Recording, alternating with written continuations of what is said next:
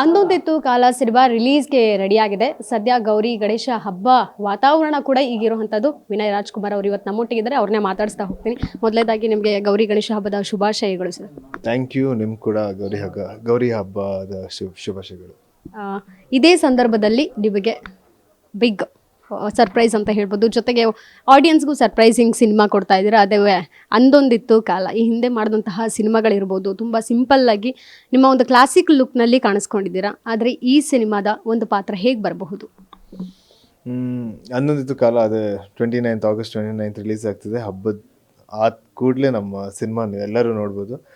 ಈ ಪಾತ್ರ ಏನಂದರೆ, ಈ ಸಿನಿಮಾ ಅಂದೊಂದಿತ್ತು ಕಾಲಲ್ಲಿ ಒಂದು 3 ಶೇಡ್ ಮಾಡಿದ್ದೀನಿ. ಒಂದು 16 ವರ್ಷದ ಹುಡುಗ, 17 ವರ್ಷದ ಹುಡುಗ, ಒಂದು 25 ವರ್ಷದ ಹುಡುಗ, ಆಮೇಲೆ ಒಂದು 35 ವರ್ಷ. ಒಂದು ಡೈರೆಕ್ಟರ್ ಆದಮೇಲೆ ಹೇಗಿರುತ್ತೆ, ಒಂದು 3 ವೇರಿಯೇಷನ್ ಇದೆ ಈ ಪಾತ್ರಕ್ಕೆ. ಆಮೇಲೆ ಒಂದು ಡೈರೆಕ್ಟರ್ ಆಗಿ ಈ ಸಿನಿಮಾದಲ್ಲಿ ಪ್ಲೇ ಮಾಡ್ತಿದ್ದೀನಿ. ಕ್ಯಾರೆಕ್ಟರ್ ಹೆಸರು ಕುಮಾರ್ ಅಂತ. ಸೊ ಅಷ್ಟು ಹೇಳ್ಬೋದು. ಈಗ ನಂಗೆ ತುಂಬ ಖುಷಿ ಕೊಟ್ಟಿದೆ ಇಡೀ ಕ್ಯಾರೆಕ್ಟರ್ನ ಪ್ಲೇ ಮಾಡೋಕ್ಕೆ. ಜನಕ್ಕೂ ಅಷ್ಟೇ ಖುಷಿ ಕೊಡಲಿ ಅಂತ ಅಂದ್ಕೊಂಡಿದ್ದೀನಿ. ಈಗೇನೋ ನಟ ಆಗಿದ್ದೀರಾ ಸರ್, ಬಟ್ ಇಂಡಸ್ಟ್ರಿಗೆ ಬರೋಕ್ಕೂ ಮೊದಲು ನಿಮ್ಗೆ ಏನಾದರೂ ಡೈರೆಕ್ಷನಲ್ಲಿ ಆಸಕ್ತಿ ಇತ್ತಾ ಅಂತ? ಅಂದರೆ ತುಂಬ ಡೈರೆಕ್ಟರ್ಸ್ ಸಾಕಷ್ಟು ಇನ್ಸ್ಪೈರ್ ಮಾಡಿದರು. ಆಮೇಲೆ ಯಾಕಂದರೆ ಅಷ್ಟು ಒಳ್ಳೊಳ್ಳೆ ಸಿನಿಮಾಗಳನ್ನ ನೋಡಿದ್ದೆ. ಬಟ್ ಡೈರೆಕ್ಟರ್ ಆಗಬೇಕಂತ ಆಸೆ ಇರಲಿಲ್ಲ. ಬಟ್ ಈಗ ಒಂದು ಸೆಟ್ಗೆ ಹೋದ ತಕ್ಷಣ ಒಂದು ಡೈರೆಕ್ಟರ್ ಹೇಗೆ ಕೆಲಸ ಮಾಡ್ತಾರೆ, ಆಮೇಲೆ ಅವ್ರದ್ದು ಏನೇನು ಕೆಲಸ ಇರುತ್ತೆ ಅದನ್ನೆಲ್ಲ ಅಬ್ಸರ್ವ್ ಮಾಡೋಕ್ಕೆ, ಅದನ್ನೆಲ್ಲ ನೋಡೋಕ್ಕೆ ತುಂಬ ಇಷ್ಟ ಆಯಿತು. ಬಟ್ ಡೈರೆಕ್ಟರ್ ಆಗಬೇಕಂತ ಯಾವತ್ತೂ ಯೋಚನೆ ಮಾಡಿರಲಿಲ್ಲ. ಬಟ್ ಹಿಂಗಿದು ಸಿನಿಮಾಲ್ ಆಗಿದ್ದೀನಿ. ಈಗ ಡೈರೆಕ್ಟರ್ಸಲ್ಲಿ ಎಲ್ಲರೂ ಬೆಸ್ಟ್, ಆದರೆ ನಿಮಗೆ ಒಂದು ಇನ್ಸ್ಪೈರ್ ಮಾಡೋ ಥರ ಅಡ್ಮೈರ್ ಆಗೋ ರೀತಿ ಡೈರೆಕ್ಟರ್ ನಿಮಗೆ ಇಷ್ಟ ಆಗುವಂಥವ್ರು ಯಾರಿದ್ದಾರೆ? ನನಗಿಷ್ಟ ಅದೇ ನಂಗೆ ತಮಿಳಲ್ಲಿ ಇವರು ಇಷ್ಟ ತುಂಬ. ವೆಟ್ರಿಮಾರನ್ ಅವರು ಇಷ್ಟ. ಕನ್ನಡಲ್ಲಿ ನಮ್ಮ ಸೂರ್ಯ ಅವರು ಇಷ್ಟ, ಉಪೇಂದ್ರ ಅವರು ಇಷ್ಟ, ಕಾಶಿನಾಥ್ ಅವರು ಇಷ್ಟ, ಆಮೇಲೆ ರಿಷಬ್ ಶೆಟ್ಟಿ ಅವರು ಇಷ್ಟ. ತುಂಬ ಜನ ಡೈರೆಕ್ಟರ್ಸ್ ಇದ್ದಾರೆ. ಇದಷ್ಟು ಜನ ತುಂಬ ಇಷ್ಟ ನನಗೆ. ಯಾರಿಗಾದ್ರೂ ಇವ್ರಿಗೆ ನಾನು ಡೇಟ್ಸ್ ಕೊಡ್ತೀನಿ, ಬಂದು ಕತೆ ಹೇಳಿದ್ರೆ ಸಾಕು ಅಂತ ಮೈಂಡಲ್ಲಿ ಅಂದ್ಕೊಂಡಿದ್ದೀರಾ, ಕಾಯ್ತಾ ಇದ್ದೀರಾ ಹೇಗೆ? ಇವರು ಎಲ್ಲರದ್ದು ಹೆಸರು ಹೇಳೋದಿಲ್ಲ. ಅವರೆಲ್ಲರ ಜೊತೆನೂ ಸಿನಿಮಾ ಮಾಡೋಕ್ಕೆ ತುಂಬ ಖುಷಿ ಪಡ್ತೀನಿ.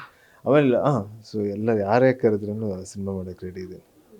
ಇನ್ನು ಸರ್, ಈ ಸಿನಿಮಾ ಹೊರತುಪಡಿಸಿ ಗೌರಿ ಗಣೇಶ ಹಬ್ಬ ಅಂದಿದ ತಕ್ಷಣ ಗಲ್ಲಿ ಗಣೇಶ ಈ ರೀತಿ ಚಿಕ್ಕ ವಯಸ್ಸಲ್ಲಿದ್ದಾಗ ನೀವೇನಾದರೂ ಈ ರೀತಿ ಸೆಲೆಬ್ರೇಷನ್ ಮಾಡಿದ್ದೀರಾ, ಡ್ಯಾನ್ಸ್ ಮಾಡಿದ್ದೀರಾ ಯಾವತ್ತಾದರೂ ಗಣೇಶ ಮುಂದೆ? ಅದೇ ಜಾಸ್ತಿ ಮನೆಯಲ್ಲೇ ಸೆಲೆಬ್ರೇಟ್ ಮಾಡಿದ್ದು. ಬಟ್ ನಮ್ಮ ಸಯಾಶ್ ನಗರ ಏರಿಯಾದಲ್ಲಿ ಗಣೇಶ ಕೂರಿಸ್ತಾ ಇದ್ರು ಮುಂಚೆ. ಸೊ ಅವ್ರು ಕೂರಿಸ್ದಾಗೆಲ್ಲ ಸಾಯಂಕಾಲ ವಿಸರ್ಜನೆ ಮಾಡೋಕ್ಕಿಂತ ಮುಂಚೆ ನಮ್ಮ ಮನೆ ಮುಂದೆ ಪ್ರೊಸೆಷನ್ ನಮ್ಮ ಮನೆ ಮುಂದೆ ಹೋಗ್ತಾಯಿತ್ತು. ಆವಾಗ ಮನೆ ಮುಂದೆ ನಿಲ್ಲಿಸ್ತಾಯಿದ್ರು. ಆವಾಗ ನಾನು, ನಮ್ಮ ತಂದೆ, ನಮ್ಮ ಚಿಕ್ಕಪ್ಪ, ನನ್ನ ತಮ್ಮ, ಗುರು ಎಲ್ಲರೂ ಆರತಿ ಮಾಡಿಬಿಟ್ಟು ಡ್ಯಾನ್ಸ್ ಮಾಡ್ತಾಯಿದ್ವಿ ಗಣೇಶನ ಮುಂದೆ. ಗಣೇಶ ಹಬ್ಬದ್ದು ಏನಾದರೂ ಪುನೀತ್ ಸರ್ ಜೊತೆ ಮೆಮೊರೀಸ್ ಇದೆಯಾ ನಿಮ್ಮದು? ಅದೇ ಇದೇ ಹೇಳಿದ್ನಲ್ಲ, ಪ್ರತಿ ವರ್ಷ ಎಲ್ಲರೂ ಒಟ್ಟಿಗೆ ಮನೇಲೆ ಊಟ ಮಾಡ್ತಾಯಿದ್ವಿ ಪ್ರತಿ ಹಬ್ಬನೂ. ಆಮೇಲೆ ಸಯಾಶ್ ನಗರ್ ನಮ್ಮ ಏರಿಯಾ ಗಣೇಶನ ನೋಡೋಕ್ಕೆ ಹೋಗ್ತಾಯಿದ್ವಿ. ಬಂದು ಸಾಯಂಕಾಲ ಎಲ್ಲರೂ ಅದೇ ಗಣೇಶ ಮುಂದೆ ಈ ಥರ ಆರತಿ ಎತ್ತಿ ಡ್ಯಾನ್ಸ್ ಮಾಡ್ತಿದ್ವಿ. ಆ ಥರ ಸಾಕಷ್ಟು ಮೆಮೊರಿಗಳಿದೆ. ಮತ್ತೊಂದು ವಿಚಾರ ಕೇಳ್ಬಿಟ್ವಿ, ಅಂದರೆ ಈಗ ಸೆಟ್ಟಿಗೆ ಏನಾದರೂ ರಾಘಣ್ಣ ಸರ್ ಬಂದು ವಿಸಿಟ್ ಮಾಡ್ತಿದ್ರಾ? ನಿಮ್ಮ ಅಂದೊಂದಿತ್ತು ಕಾಲ ಶೂಟಿಂಗ್ ಏನಾದರೂ ನೋಡಿದಾರಾ ಹೇಗೆ? ಡ್ಯಾಡ್ ಆ್ಯಕ್ಚುಲಿ ಬಂದಿಲ್ಲ ಸೆಟ್ಟಿಗೆ. ಬಟ್ ನನ್ನ ತಮ್ಮ ಬಂದಿದ್ದ. ನಾವು ತೀರ್ಥಹಳ್ಳಿಯಲ್ಲಿ ಶೂಟ್ ಮಾಡಬೇಕಂದ್ರೆ ನನ್ನ ತಮ್ಮ ಗುರು ಬಂದಿದ್ದ. ಜೊತೆಗೆ ಚಿಕ್ಕಪ್ಪ ಇದಕ್ಕೆ ಸಿನಿಮಾಗೆ ಕ್ಲಾಪ್ ಮಾಡಿದರು. ಈ ಪಿಕ್ಚರ್ಗೆ ಕ್ಲಾಪ್ ಮಾಡಿದರು ಮುಹೂರ್ತಕ್ಕೆ. ಹೇಗಿದೆ ತಂದೆ ಆರೋಗ್ಯ? ಯಾಕಂದರೆ ಸಿಕ್ಕಾಪಟ್ಟೆ ಸಾಕಷ್ಟು ಸುದ್ದಿಗೋಷ್ಠಿಯಲ್ಲಿ ಮುಂಚೆ ಕಾಣಿಸ್ಕೊಳ್ತಾ ಇದ್ರು. ಅದಾದಮೇಲೆ ಎಕ್ಕ ಸಿನಿಮಾ ಸಕ್ಸಸ್ ಮೀಟಲ್ಲಿ ಕಾಣಿಸ್ಕೊಂಡ್ರು ಹೊರತುಪಡಿಸಿ ಮತ್ತೆ ಯಾವುದೇ ಸುದ್ದಿಗೋಷ್ಠಿಯಲ್ಲಿ ಕಾಣಿಸ್ಕೊಂಡಿಲ್ಲ. ಸೊ ಅವರ ಆರೋಗ್ಯ ಹೇಗಿದೆ ಸದ್ಯಕ್ಕೆ? ಇಲ್ಲ, ಅವ್ರು ಚೆನ್ನಾಗಿದ್ದಾರೆ, ತುಂಬ ಆರಾಮಾಗಿದ್ದಾರೆ. ಈಗ ಹಬ್ಬಕ್ಕೆ ಅವರು ಕಾಯ್ತಾ ಇದ್ದಾರೆ. ಸಿನಿಮಾ ರಿಲೀಸ್ಗೂ ಕೂಡ ಅವರು ಕಾಯ್ತಾ ಇದ್ದಾರೆ. ಮೋಸ್ಟ್ಲಿ ಸಿನಿಮಾ ಬಂದು ನೋಡ್ತಾರೆ. ತುಂಬ ಚೆನ್ನಾಗಿದ್ದಾರೆ. ಈಗಾಗಲೇ ಒಂದು ಸಾಂಗ್ ಕೂಡ ನಾವು ಕೇಳ್ಪಟ್ವಿ. ಕೇಳ್ತಿದ್ದಂಗೆ ಎಲ್ಲರೂ ಸಹ ಅದನ್ನು ಡ್ಯಾನ್ಸ್ ಮಾಡೋವಂಥದ್ದು ಇರ್ಬೋದು, ಆ ಮ್ಯೂಸಿಕ್ ಇರ್ಬೋದು, ಎಲ್ಲರೂ ಸಹ ತುಂಬ ಇಷ್ಟಪಟ್ಟಿರೋವಂಥದ್ದು. ಯಾವುದೇ ಒಂದು ಸಿನಿಮಾ ಕನೆಕ್ಟ್ ಆಗಬೇಕಂತ ಹೇಳಿದರೆ ಮೊದಲದಾಗಿ ಟೈಟಲ್, ಅದಾದಮೇಲೆ ಸಾಂಗ್ಸ್ ಇಷ್ಟಪಡಬೇಕು. ಆಲ್ರೆಡಿ ರೀಚ್ ಆಗಿಬಿಟ್ಟಿದ್ದೀರಾ ಆಡಿಯನ್ಸಿಗೆ ನೀವು?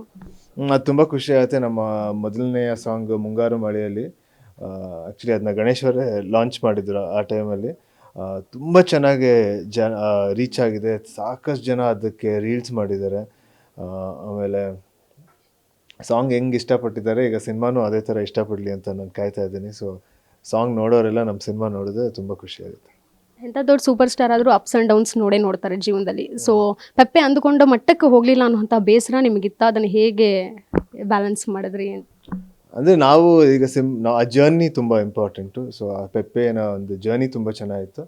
ಬಟ್ ಜನಕ್ಕೆ ಏನಿಷ್ಟ ಅಂತ ಯಾವಾಗಲೂ ನಾವು ಹೇಳೋಕ್ಕಾಗಲ್ಲ. ಸೊ ನಮ್ಗೆ ಏನಾಗುತ್ತೆ ಅದು ಮಾತ್ರ ಮಾಡೋಕ್ಕಾಗೋದು, ಮಿಕ್ಕಿದ್ದು ಅದು ಜನಕ್ಕೆ ಬಿಟ್ಟಿದ್ದು.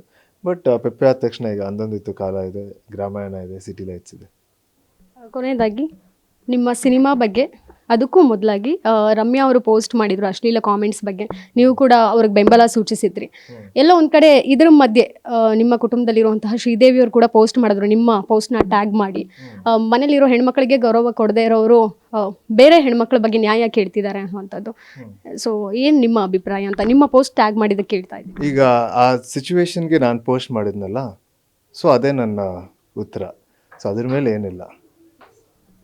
ಆಡಿಯನ್ಸ್ಗೆ ನಿಮ್ಮ ಸಿನಿಮಾ ರಿಲೀಸ್ ಬರ್ತಾ ಇದೆ, ಸೊ ಏನೇ 29 ನಮ್ಮ ಸಿನಿಮಾ ರಿಲೀಸ್ ಆಗ್ತಿದೆ, ಎಲ್ಲರೂ ಬಂದು ಥಿಯೇಟರ್ಗೆ ನೋಡಿ.